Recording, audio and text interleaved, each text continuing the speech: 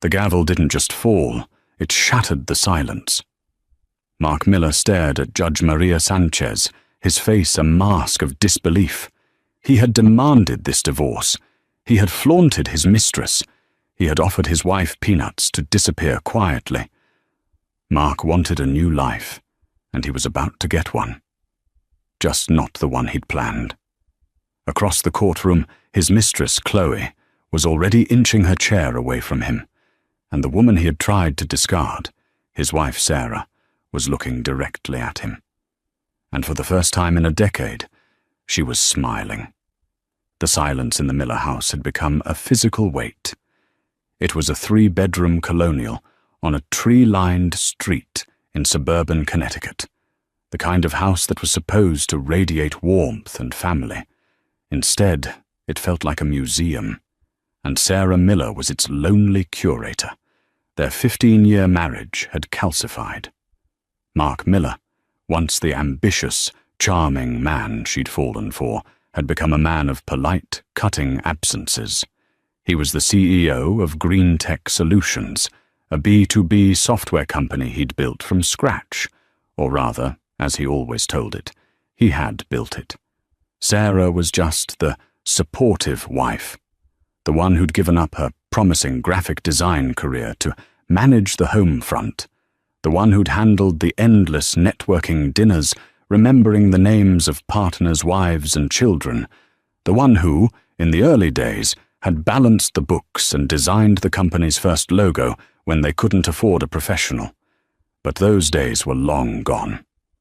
Now, Mark communicated in brief, transactional texts. Late meeting. Don't wait up. Client dinner? Handle the HOA meeting. Forgot to tell you, flying to Chicago, back Thursday.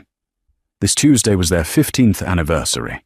Sarah had made reservations at L'Escalier, the restaurant where he'd proposed. She wore the blue dress he used to love. At 7 p.m. she was ready. At 8 p.m. she was drinking a glass of wine alone. At 9 p.m. her phone buzzed. Something came up. Rain check.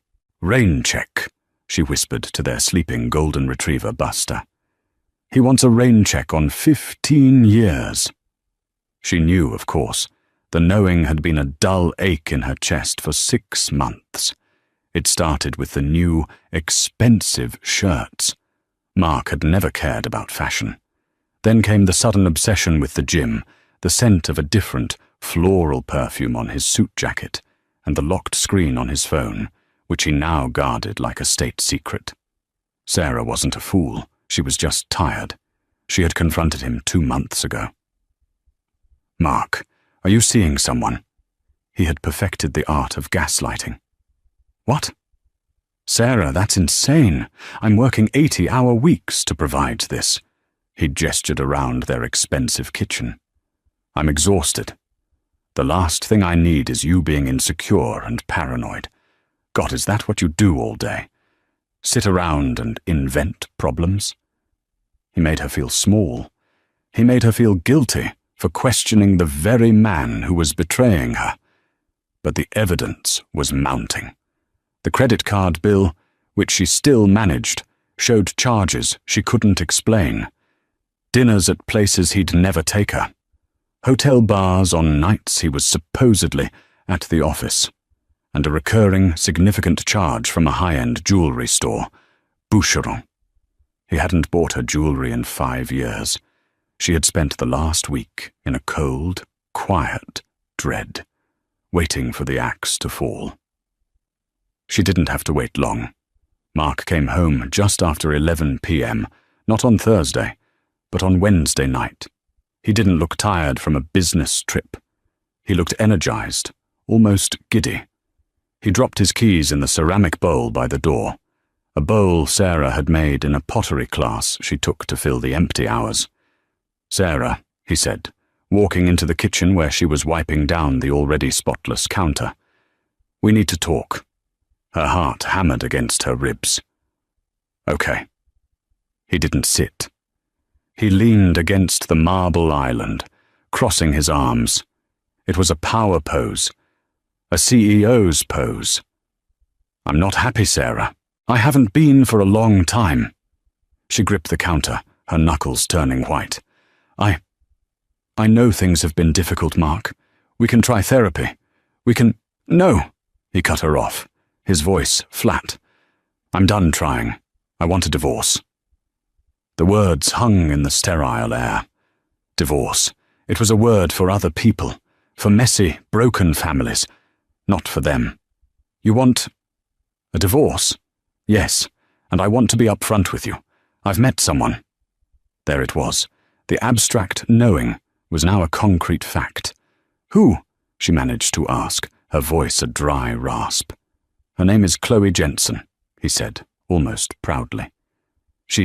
Well, she makes me feel alive. She's vibrant. She gets me. Vibrant. The word was a slap. It was everything he implied. Sarah was not. Dull. Stale. Old. So, Sarah said, a strange, cold calm settling over her. Chloe, that's where the Boucheron necklace went. Mark's eyes flashed with annoyance, not guilt. Don't do this, Sarah. Don't make this messy. You bought your mistress a necklace with our money and you're telling me not to make it messy? It's my money, he boomed, his voice echoing in the kitchen. I earned it. I built Green Tech. You were just here. The cruelty of it, the casual dismissal of her entire adult life, finally broke her paralysis. I was just here, while you were there. Look, he sighed, running a hand through his hair. I've already had my lawyer, Jennifer Reed, draw up the papers. It's very generous. I'll give you a one-time payout, $200,000. You can keep your car. You'll have 60 days to find a new place. I'm keeping the house and the company, obviously. It's all in my name. It's just cleaner this way. He was liquidating her. 15 years of her life, $200,000. He was firing her from her own marriage. 60 days, she repeated numbly. Yes, Chloe and I are moving in. We want to start our life together. He actually smiled, a small, tight smile of relief. He had done the hard part. He had delivered the news. He turned and walked toward the stairs, toward their bedroom. Where are you going? She asked, her voice shaking with a rage so cold it surprised her. To pack a bag. I'm staying at the hotel until you're out, he said over his shoulder. My lawyer will send your lawyer the papers.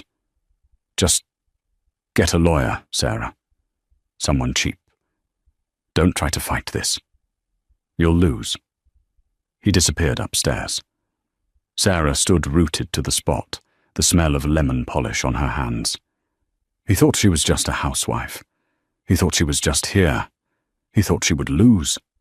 Mark Miller had just made the biggest mistake of his life. He hadn't just declared war on his wife. He had declared war on the woman who built his fortress. And she knew exactly where all the secret passages were. The first 48 hours were a blur of hollow-eyed shock. Sarah didn't cry. It was as if the betrayal was too profound for tears. She called her best friend, Beth, who was on her doorstep in 20 minutes with a bottle of whiskey and a look of righteous fury. He's keeping the house, Beth spat, pacing the living room. The house your grandmother's inheritance paid the down payment on? That sociopath. It's in his name, Beth, Sarah said, her voice monotone. Everything is. The mortgage, the company. I'm a spouse on paper. That's it. No, Beth said, stopping. No, I was there, Sarah. I remember you in your tiny apartment, 2 a.m., buried in spreadsheets. He was a bartender with a good idea. You wrote the business plan. You did the market research. You built his first website. Sarah looked up, a flicker in her eyes. He says I was just supportive. He's a liar, Beth said, her voice firm. And you, my friend, are going to find a lawyer who eats liars for breakfast, not someone cheap, someone expensive. The word expensive jolted Sarah. Mark had frozen their joint checking account. A notification had popped up on her phone that morning. This account is now under sole signature authority. He had left her with $500 in her personal savings account. He was strangling her financially to force her to accept his insulting offer. I can't afford expensive, Beth. He's cut me off. Beth smiled, a thin, dangerous smile. You can't. But your parents can. Call your dad, Sarah. Tell him what that monster has done, and then you're going to the attic. Sarah's parents were horrified. Her father, a retired accountant, was quiet on the phone, but she could hear his controlled fury. By the end of the day, $50,000 was wired into her personal account. The note on the transfer read, "For the war chest." The next day, she went to the attic. It was dusty, filled with forgotten Christmases and baby clothes she had packed away after they decided not to have children. Mark's decision. He was too busy. In the corner, under a plastic tarp, was her old life, her drafting table, her art supplies, and 3 plastic bins labeled MISC Tech. She pulled them out, blowing dust off the lids. Inside, old hard drives, towers from obsolete computers, and binders full of floppy disks. This was her archive, the ghost in Mark's machine. She spent the next 2 days in a fever. She bought a new laptop and a set of external drives that could read the old tech. And then she found it. An external hard drive from 2010. Label, GTS, Final. She plugged it in. The drive whirred to life. And there it was. File, Green Tech, Business, Plan, vfinal.doc. Author, Sarah J. Miller. Timestamp, October 14th, 2010. It was all there. 80 pages of market analysis, 5-year projections, competitor research, and branding strategy. She opened another folder. Branding. Inside were the original Adobe Illustrator files for the logo Green Tech Solutions still used. She kept digging. She found another drive labeled GTS, Accounting, 2011-2013. She opened it. QuickBooks files, tax prep documents, payroll spreadsheets, all managed by her from this very house while Mark was out networking, i.e. drinking with potential clients. She found emails she had forwarded to her personal archive account, an old habit from her design days. From Mark Miller. Date, Jan 12, 2011. Subject, help. Sarah, the pitch deck is a disaster. The investors are laughing at the visuals. Can you do your design magic on it? I need it by 6 a.m. From Mark Miller. Date, June 4th, 2012. Subject, payroll nightmare. I don't understand this new tax code. Can you just handle the Q2 books? I'm swamped with the dev team. You're a lifesaver. She printed everything. She copied the hard drives. She created a meticulous, cross-referenced binder of evidence. He hadn't just built a company with her. He had built it on her. The next Monday, she walked into the offices of Harrison and Dunn. She wasn't there to see a junior associate. She was there to see David Harrison. Harrison was a legend in Connecticut family law. He didn't just win cases, he dismantled them. He was a quiet, older man in a perfectly tailored suit, with eyes that seemed to see everything. She sat in his mahogany-walled office and laid out her story. She was concise. She didn't cry. My husband, my soon-to-be ex-husband, is the CEO of Green Tech Solutions. He has offered me $200,000. He says I was a housewife and contributed nothing. Mr. Harrison nodded, looking at her over his spectacles. And what do you say, Mrs. Miller? Sarah pushed the binder across the desk. I say I was an uncredited, unpaid co-founder, and I have the receipts. For the next hour, David Harrison was silent as he turned page after page. He looked at the business plan. He looked at the emails. He looked at the bank statement from 2009, showing a $150,000 transfer from her grandmother's estate directly to the escrow company for their house. Mark, who was broke at the time, was put on the deed out of love. Finally, Mr. Harrison closed the binder. He looked at Sarah. "Mrs. Miller," he said, a small, satisfied smile playing on his lips. "Your husband has a very aggressive lawyer, Jennifer Reed. She's all bark. We are going to be all bite." "What do we do?" Sarah asked.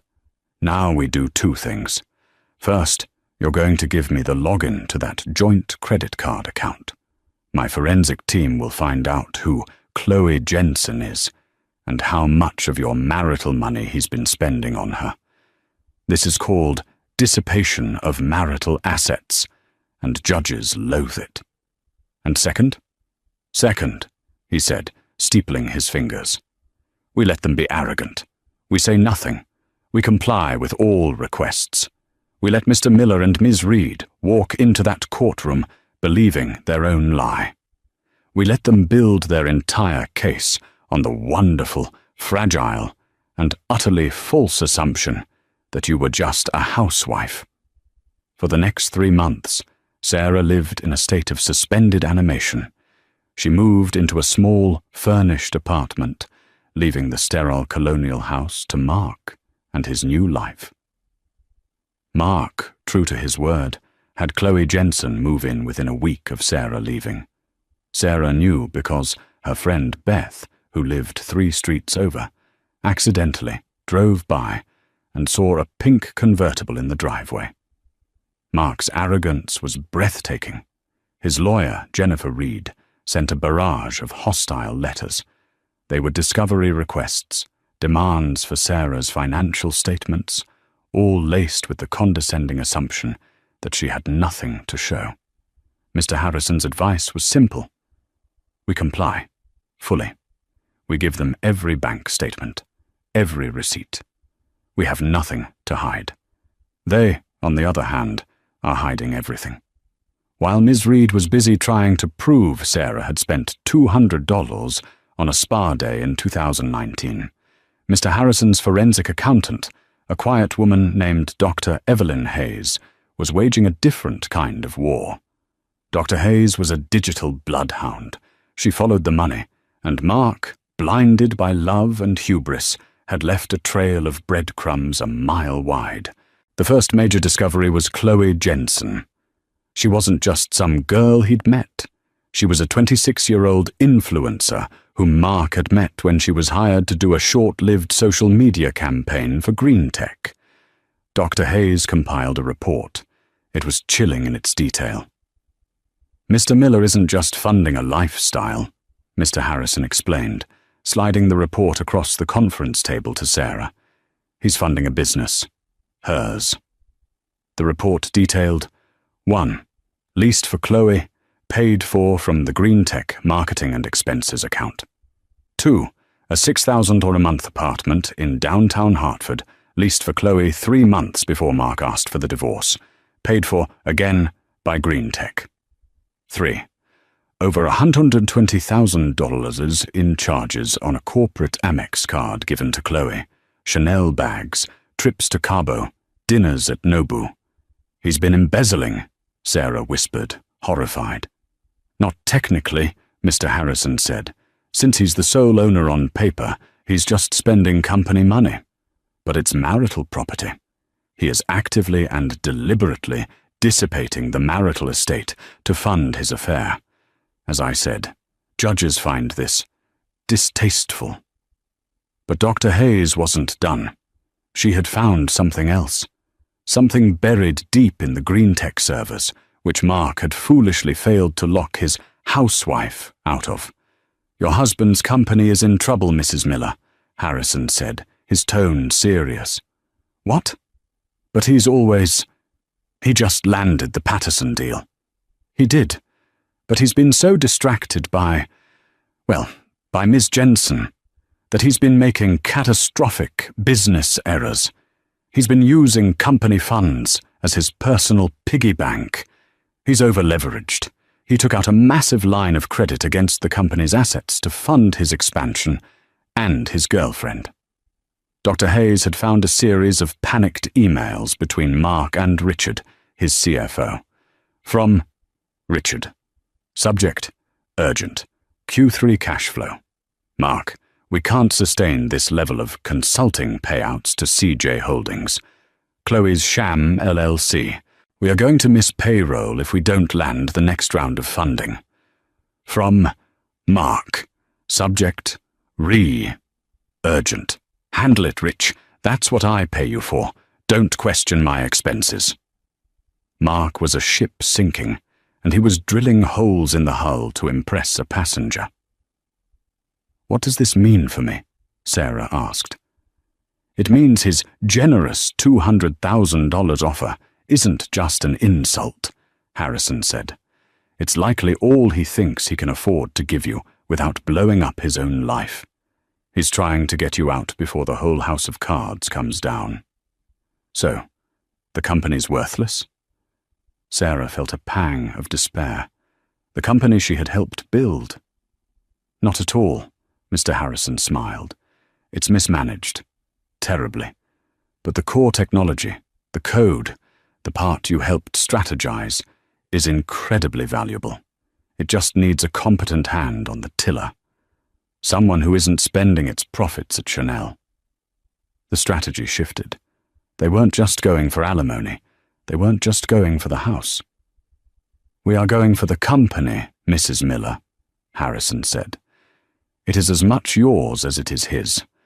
In fact, given your initial, documented contributions and his recent, documented destruction, one could argue it's more yours. The final piece of the puzzle was the house. Ms. Reed, on Mark's behalf, was adamant. The house was in Mark's name. It was his. Mr. Harrison sent a single document to her office.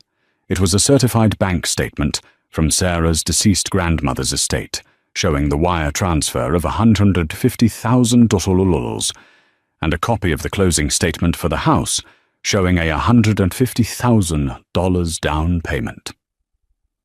Ms. Reed's office was silent for 3 days. The inevitable next step was a mandatory settlement conference. Mediation. It was the last chance to settle this before it went to a full, public trial. They'll be nervous now, Harrison warned Sarah as they rode the elevator up. Ms. Reed knows she has a problem with the house. She'll try to bully you on the company. Stay calm. Say nothing. Let me talk. They walked into the sterile conference room. Mark was there, looking tanned and arrogant in a $3,000 suit. Beside him sat Jennifer Reed, a shark in a pinstripe skirt. And shockingly, sitting in the corner like she belonged there, was Chloe Jensen. She was texting, sipping a latte, and wearing a diamond tennis bracelet that Sarah knew must have cost $30,000. She was there as an intimidation tactic. See? I've already won. I'm the new Mrs. Miller. Mark wouldn't even look at Sarah. Mr. Harrison, Jennifer Reed began, her voice dripping with false congeniality. My client is prepared to be extremely generous to avoid the unpleasantness of a trial. He is willing to raise his offer to $350,000, a clean break. Plus, he will no longer contest her keeping her vehicle. Mark smirked, checking his watch. Mr. Harrison simply opened his briefcase. He pulled out a single, 20-page thick document. This is a courtesy copy, he said, sliding it across the table. My client is not interested in $350,000. Reed's eyes narrowed. She flipped open the cover. Report on dissipation of marital assets. Miller versus Miller. She read the first page. Her professionally pleasant expression didn't just fade, it collapsed. She saw the G-Wagon. She saw the condo lease. She saw the $120,000 Amex bill. She snapped the report shut. These are business expenses. Ms. Jensen is a marketing consultant. Chloe actually looked up from her phone, a smug look on her face. That's right. I'm his brand strategist. Mr. Harrison leaned forward. A brand strategist? Fascinating. And does your strategy include $14,000 for a single weekend at the St. Regis in Cabo, charged to a company on the brink of missing payroll? Because my forensic accountant, Dr. Hayes, found that, and the corresponding business photos on your public Instagram. Chloe's face went white. Mark shot to his feet. This is an outrage. You have no right. You have no right, Mr. Miller. Harrison's voice was suddenly steel. To defraud your wife. You have systematically looted the marital estate to the tune of, by our current estimate, $245,000. And that's just what we've found so far. Jennifer Reed was frantically doing math on her legal pad. She looked at Mark, her eyes flashing fury. He had lied to her. What do you want? Reed snapped it. My client wants what she is owed, Harrison said calmly. She wants 100% ownership of the house, which her separate property paid for. She wants permanent, significant alimony. She wants her legal fees paid. And she wants 50% of Green Tech Solutions, after Mr. Miller repays the $245,000 he stole from it. Mark laughed, a high, thin, terrified laugh. 50%. The company is me. She'll get nothing. We'll see you in court. I'll drag this out until she's broke. Mark, sit down, Reed hissed. No, I'm done. This is over. See you in court, Sarah. You'll regret this. He grabbed Chloe by the arm and stormed out of the room. Jennifer Reed slowly packed her briefcase. She looked at Harrison. You've made a terrible mistake. He'll bury her in appeals. No, Ms. Reed, Harrison said, standing up and buttoning his jacket. You made the mistake. You believed your client. You never for 1 second bothered to find out who my client is. He turned to Sarah. It's time. We're going to trial. The months leading up to the trial were a descent into legal trench warfare. Mark, furious and cornered, was true to his word. He filed motion after motion, trying to bleed Sarah dry. His new legal strategy, crafted by the now desperate Jennifer Reed, was to paint Sarah as a vindictive, gold-digging spouse. They subpoenaed her friend Beth. They tried to depose her elderly parents. They filed a motion to have Mr. Harrison's illegally obtained financial report on Chloe thrown out. The judge, a no-nonsense, 60-year-old woman named Maria Sanchez, denied it. It's a corporate card, counsel. There's no expectation of privacy. Motion denied. Sarah, meanwhile, was changing. The fog of her old life was lifting. With every new, desperate attack from Mark, she felt her spine harden. She was no longer just the curator of a sad museum. She was preparing for a hostile takeover. She wasn't just relying on Mr. Harrison. She was working with him. She spent her days at the law library and her nights with Dr. Hayes, the forensic accountant. She wasn't just the wife. She was the lead strategist on her own case. He's moved more money, Sarah said one evening, pointing to a new bank statement. He's created a new shell LLC, MJM Holdings. He's trying to transfer the company's intellectual property, the source code, into it. He's trying to leave the original Green Tech a hollowed-out shell and start over. He's smarter than I thought, Harrison murmured. But he's not, Sarah said. He's using the same lawyer who filed his shell company for Chloe. The paperwork is identical. He's sloppy. And he backdated the transfer. But the IP address on the digital signature is from the St. Regis in Cabo, from his business trip with Chloe. Harrison looked at her, truly impressed. Mrs. Miller, you found the kill shot. He's committing fraud on his investors and on this court. The day of the trial finally arrived. The courtroom was small, panelled in dark wood. Sarah sat beside Mr. Harrison, her hands folded calmly in her lap. She wore a simple, dark blue suit. She looked like a professional. Mark, Ms. Reed, and their team of junior lawyers took up the other table. Mark looked stressed. His tan had faded, and he had dark circles under his eyes. Running a company? Managing a high-maintenance mistress and fighting a legal war on 3 fronts was taking its toll. In the back row, a public gallery, sat Chloe Jensen. She was in a bright pink dress, chewing gum and looking bored. She was there to be Mark's trophy, to show the court what he had won. Judge Sanchez entered, and the room snapped to attention. "Ms. Reed, you may begin," the judge said, her voice flat. Jennifer Reed's opening statement was exactly what they expected. She painted a picture of Mark Miller as a lone genius, a titan of industry who had single-handedly built a tech empire. And Sarah? Sarah Miller was his wife. She supported him, as any wife would. She enjoyed the fruits of his labor, the house, the cars, the vacations. But it was his labor. Now, after 15 years, as the marriage unfortunately breaks down, she sees a payday. She is attempting, through this court, to seize control of a company she knows nothing about. This is not a division of assets, Your Honor. It is corporate raiding, dressed as a divorce. It was a powerful narrative. Sarah felt the sting of it. Then Mr. Harrison stood up. He was calm, almost professorial. "Your Honor," he began, "we agree on one point. This is not a simple divorce.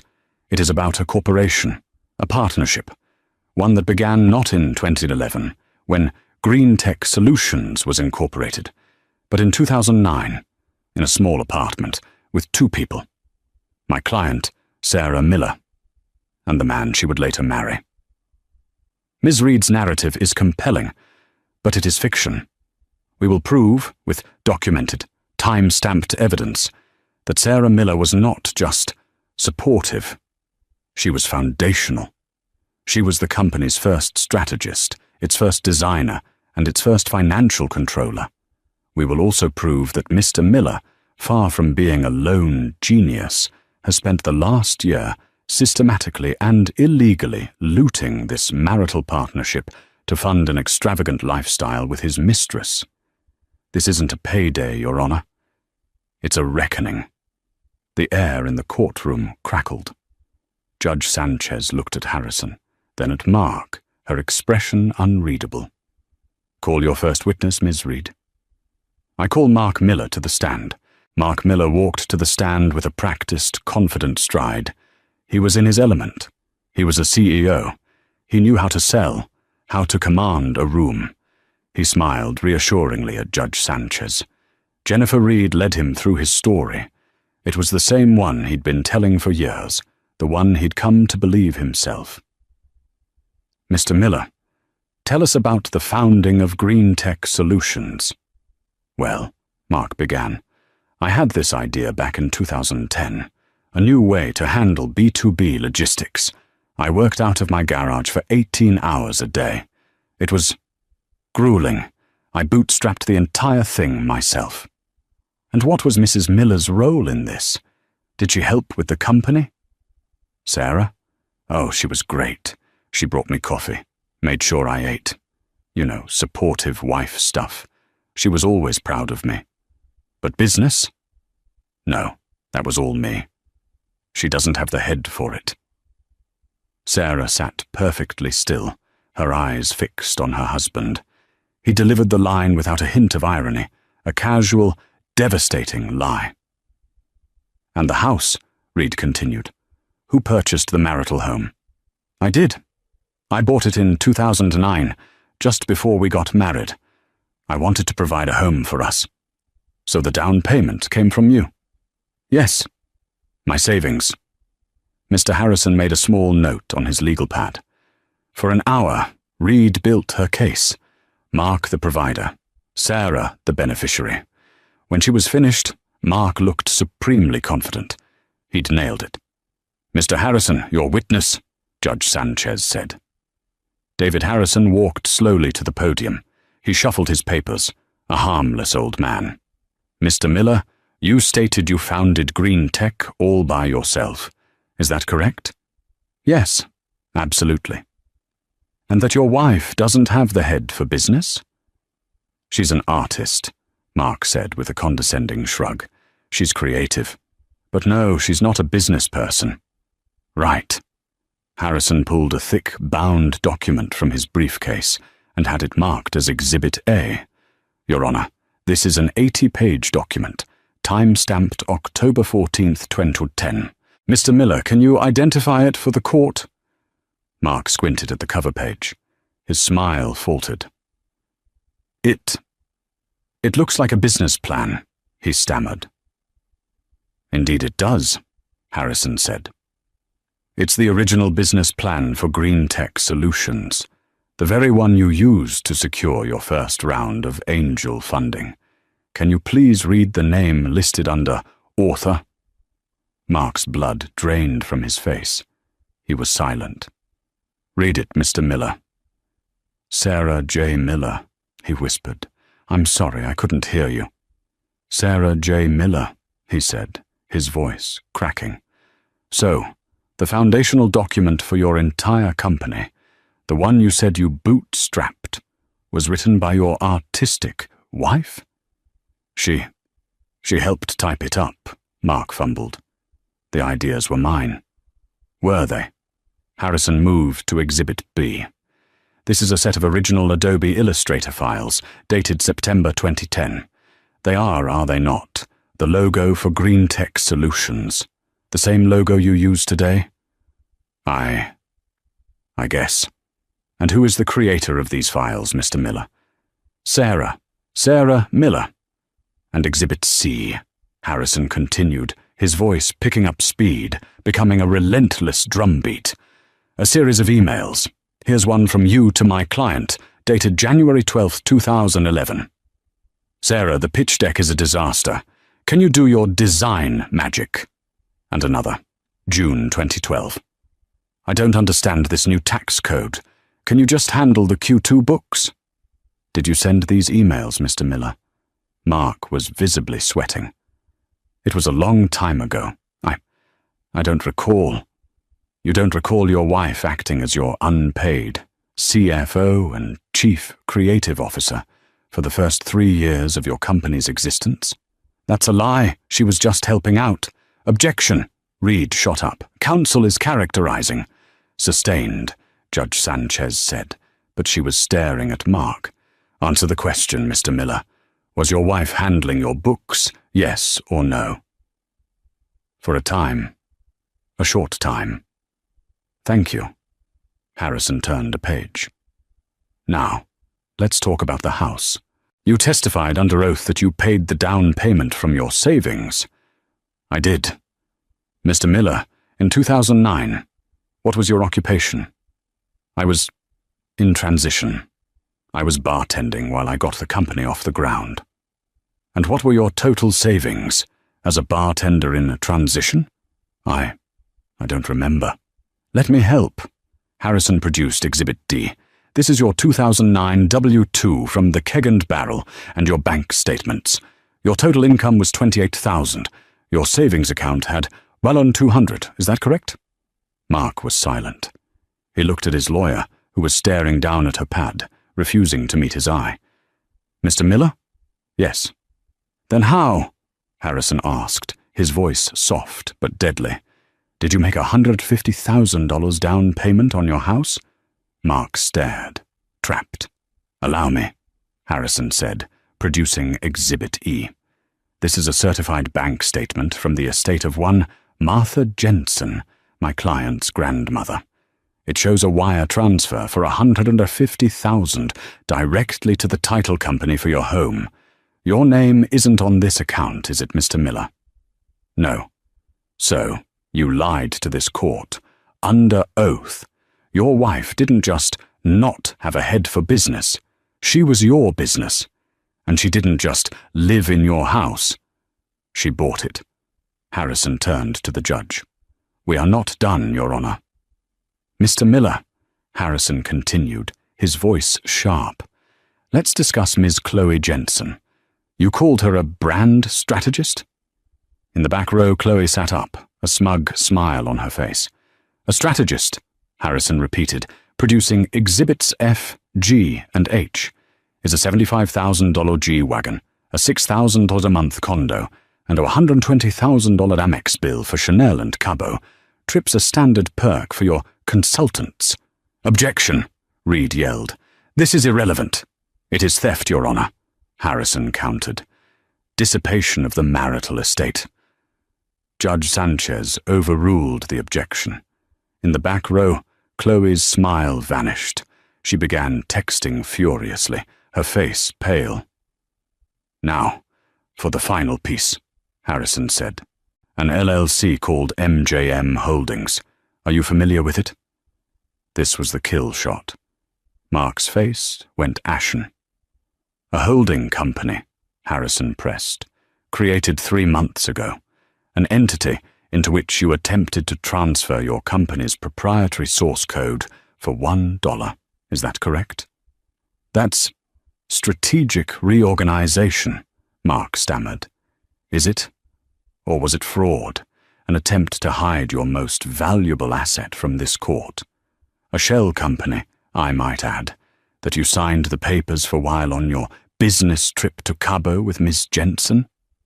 Mark was speechless. He had no lies left. "You have perjured yourself, Mr. Miller. No further questions."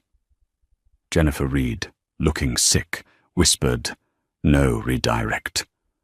"Mr. Miller, you may step down," the judge said. Mark stumbled from the witness box, a broken man.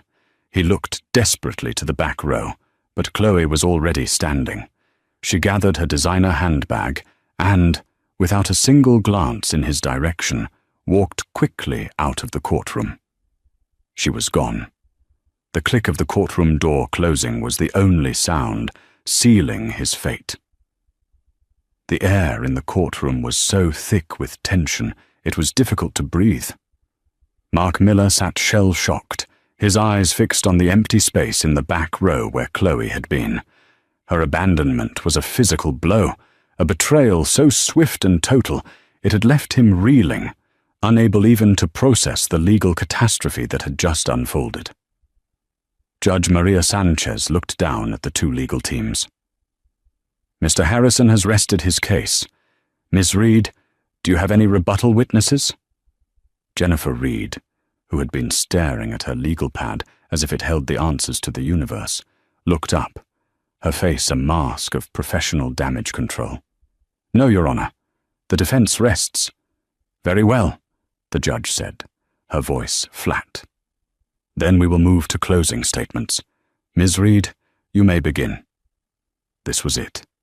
Jennifer Reed's last chance.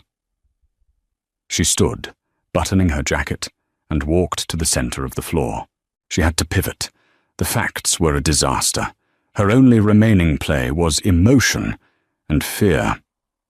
"Your Honor," she began, her voice resonating with forced sincerity, "what we have seen here today, what Mr. Harrison has so skillfully painted, is a marriage that has, undeniably, fallen apart. There has been acrimony. There have been errors in judgment on both sides." David Harrison raised an eyebrow. "On both sides." "But," Reed continued, her voice rising, "this court is not just dividing a house. It is deciding the fate of a multi-million-dollar corporation, Green Tech Solutions, which employs over 80 people in this state. Mr. Harrison would have you believe that because my client, Mark Miller, made personal mistakes, he is incompetent to run the company he built from the ground up."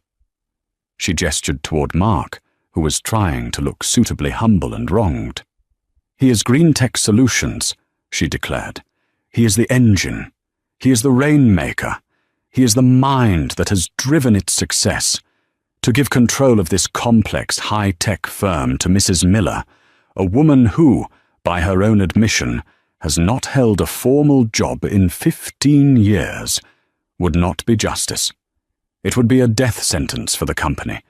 It would kill the golden goose. It would punish the employees, the shareholders, and yes, even Mrs. Miller herself. This is not justice. This is spite. We ask the court to see past the personal drama and rule for a clean break, one that preserves the asset at the heart of this matter." She had done her best, painting Sarah as a vindictive, unqualified housewife who would burn down the kingdom just to get the keys. Judge Sanchez nodded, her face unreadable. "Thank you, counsel." "Mr. Harrison." David Harrison stood. He didn't walk to the center. He remained at his podium, a pillar of calm. "Your Honor," he began, his voice quiet, drawing the room in. "Ms. Reed argues that my client is unqualified. The evidence proves the opposite. Mrs. Miller was qualified to write the original 80-page business plan that secured the company's first funding. She was qualified to design the corporate logo it still uses today. She was qualified to manage the company's books and payroll for its first 3 years, acting as its unpaid CFO. He looked over at Mark. The only person in this room who has proven, beyond a shadow of a doubt, to be unqualified is Mr. Miller. He has proven he is not qualified to manage his fidelity. He has proven he is not qualified to manage his finances, having dissipated nearly $250,000. And he has proven he is not qualified to be the steward of a major corporation, having committed active fraud and perjury in an attempt to hide its most valuable assets. He paused, letting the words hang. "Ms. Reed," he said, "is worried about killing the golden goose. We are worried about the fox who is already in the henhouse, eating the goose alive. Mr. Miller is not the engine, Your Honor. He has become the anchor, dragging this entire marital estate to the bottom of the ocean. This case is not about spite. It is about preservation. Preservation of an asset from the man who is actively trying to destroy it. We ask that this court restore the company to the partner who built it, not the one who pillaged it." He sat down. The silence that followed was absolute. Judge Sanchez looked at the clock. "I have heard the testimony. I have reviewed all 12 exhibits. This is a complex ruling with significant ramifications. The court will recess for 1 hour." She banged the gavel. "All rise." The moment the judge left the bench, the room exploded in frantic whispers. Mark Miller shot up and rounded on Jennifer Reed. "What was that? You let him call me a liar, a thief. Why didn't you stop him?" "Stop him!" Reed hissed, her professional veneer gone, her voice a low snarl of pure contempt as she slammed her files into her briefcase. "You are a liar, you idiot. You lied to me. You told me she was a housewife.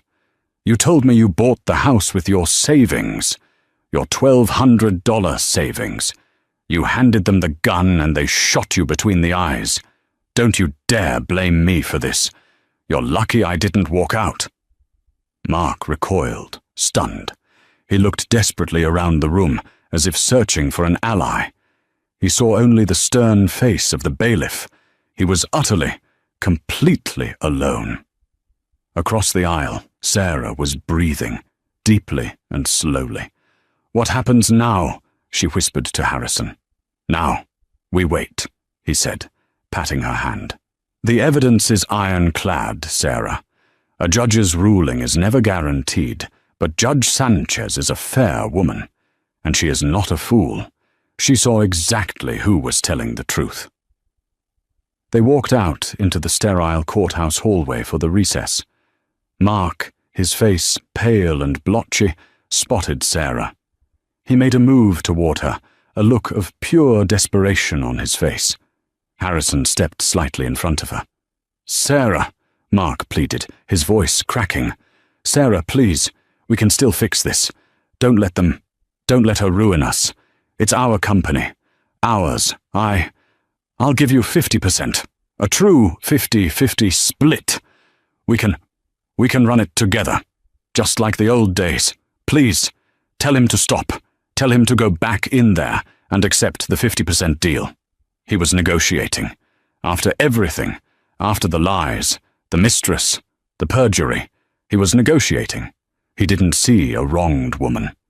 He saw an opponent in a business deal he was losing." Sarah looked at the man she had loved for 15 years. the man she had built a life with, and who had tried to discard her for $200,000. She saw no remorse in his eyes, only terror. He wasn't apologizing for the betrayal. He was trying to get out of the consequences. "You still don't get it, do you, Mark?" she said, her voice devoid of heat, devoid of everything but a profound, sad finality. "You ruined us. There's nothing left to fix. You weren't offering me 50% yesterday. You weren't even offering me 1%. You were offering me humiliation. The old days are gone. You burned them down." She turned and walked away, leaving him standing alone in the hallway, a king in his $3,000 suit, ruling over an empire of ash. The hour passed like a lifetime. "All rise." Judge Sanchez re-entered the courtroom and sat. She opened the case file, put on her glasses, and looked over them, first at Mark, then at Sarah. "In my 20 years on the bench," she began, her voice resonating with cold authority, "I have seen contentious divorces. I have seen financial disputes. But rarely have I seen such a brazen, calculated, and frankly insulting attempt to defraud a partner and this court." She leveled her gaze at Mark. "Mr. Miller, your testimony was not just inconsistent. It was a comprehensive fabrication. You sat on that stand, under oath, and you lied. You lied about your company's founding. You lied about your home's purchase. You lied about your finances. You perjured yourself. This court does not take perjury lightly. Your counsel's argument that you are the engine of this company is noted. But the evidence shows you have become the saboteur." Mark had shrunk in his chair. Jennifer Reed was staring at the table, already disassociating from her client. "This court's duty is to find an equitable distribution." Equitable, Mr. Miller, does not mean equal. Not when one party has acted in such egregious bad faith. My ruling is as follows. The evidence is undisputed. Exhibit E, the bank transfer from Mrs. Miller's grandmother's estate, proves a $150,000 separate property contribution was used for the down payment. Mr. Miller's testimony that he paid this from his savings of $1,200 was, to put it mildly, laughable. The court awards the marital home, free and clear, 100% to Mrs. Sarah Miller. Mr. Miller will vacate the premises within 48 hours. Sarah closed her eyes, a single tear of relief rolling down her cheek. The court finds that Mr. Miller illegally diverted, by his own admission, $245,000 of marital funds to his mistress, Ms. Chloe Jensen. The G-Wagon, the condo, the vacations, the fraudulent consulting fees. These are not business expenses. They are theft from the marital estate. Mr. Miller is hereby ordered to repay that full amount, $245,000, back to the marital estate, effective immediately. This is a non-dischargeable personal debt. You spent it, Mr. Miller. You will repay it. A low, strangled sound escaped Mark. He didn't have that kind of cash. He'd spent it all.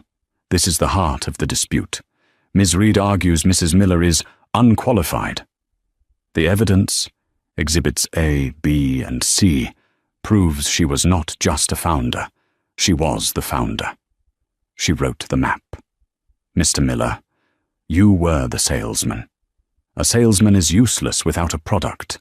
Your recent actions, your gross mismanagement, and your active fraud have proven you are no longer a competent steward of this asset.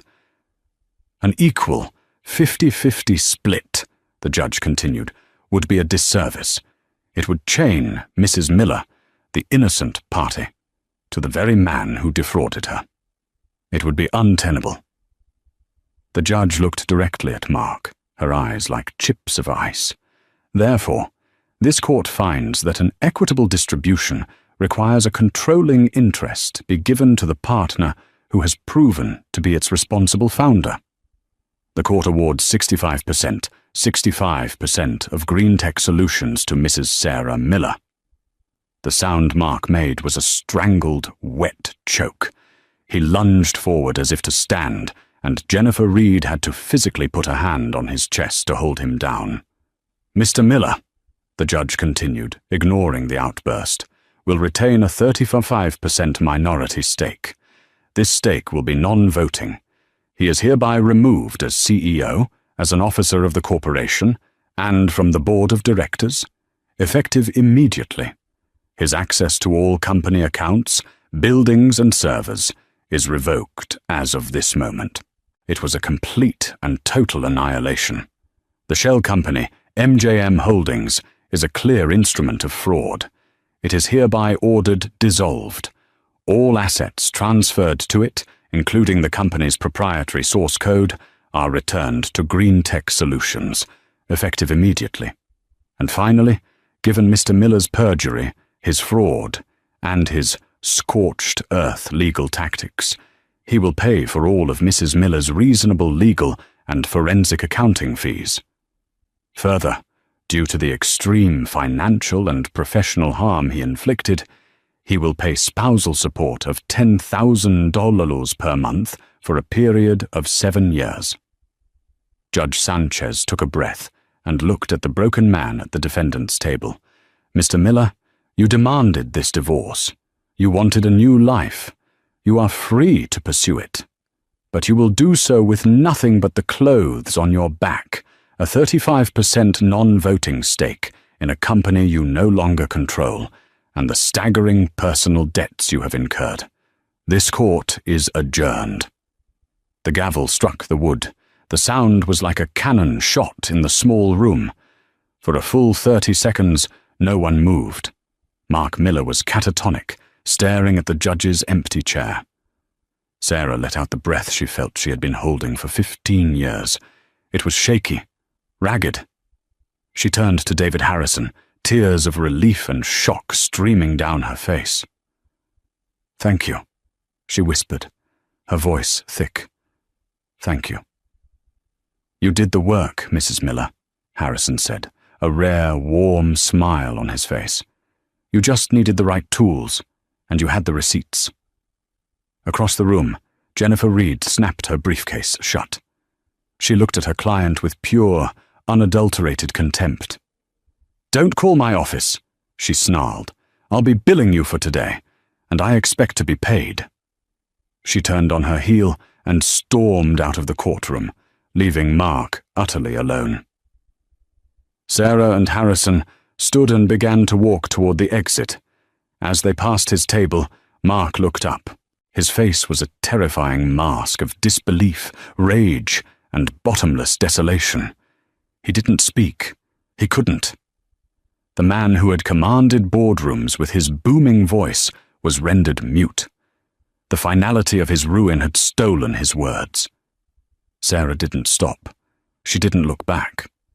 She walked out of the courtroom, David Harrison at her side, and into the bright sunlight of the courthouse atrium. It was the first time she had felt warm in a year. "What now?" Harrison asked, adjusting his tie. Sarah took a deep breath. The shaky, tearful woman from the courtroom was gone. In her place was a CEO.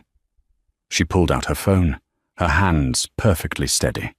She scrolled past the dozens of missed calls from her friend Beth and her parents. She found the number she was looking for, the direct line to the man who had been sending panicked emails for months. The call connected on the first ring. "Richard, this is Sarah Miller." "Mrs. Miller! Sarah!" The man's voice was frantic. Is it over? We're all on pins and needles here." "Mark. He hasn't answered his phone all day. It's over, Richard," Sarah said, a small iron smile touching her lips as she pushed open the heavy glass doors of the courthouse. "As of 10 minutes ago, I am the new majority owner and CEO of Green Tech Solutions. I need you to do 3 things for me, immediately." "Yes, anything, Mrs. Miller. Ma'am. First, call IT. Revoke all of Mark's access. Servers, email, keycards, everything. As of this second. Second, freeze his corporate Amex and all company expense accounts. Third, call building security. Have them meet me at Mr. Miller's office. He is no longer with the company and is not to be permitted on the premises. She paused, stepping onto the sidewalk, and hailed a cab. And Richard? Schedule an all-hands emergency meeting for 3 p.m. It's time to get this company back on track. We have a lot of work to do. In the end, Mark's arrogance cost him everything. He tried to trade his 15-year marriage for a new model, and in the process, he was left with nothing but the bill for his own betrayal. Sarah Miller, the quiet wife he thought he could discard, proved that silence is not weakness. It's the patience of a woman gathering her receipts. She didn't just win the house, she won the company she helped build from the ground up. Mark was last seen trying to get a job as a regional sales manager. Chloe's Instagram went private. And Sarah? She just led Green Tech Solutions to its most profitable quarter in history. Sometimes the best revenge isn't just living well, it's taking back everything you're owed, with interest. In the end, Mark's arrogance cost him everything. He tried to trade his 15-year marriage for a new model, and in the process, he was left with nothing but the bill for his own betrayal. Sarah Miller, the quiet wife he thought he could discard, proved that silence is not weakness. It's the patience of a woman gathering her receipts. She didn't just win the house, she won the company she helped build from the ground up. Mark was last seen trying to get a job as a regional sales manager. Chloe's Instagram went private. And Sarah? She just led Green Tech Solutions to its most profitable quarter in history. Sometimes, the best revenge isn't just living well, it's taking back everything you're owed, with interest. What did you think of Mark's shocking downfall? Let me know in the comments. And for more stories of dramatic justice and incredible real-life twists, don't forget to like this video, share it with a friend, and subscribe to the channel.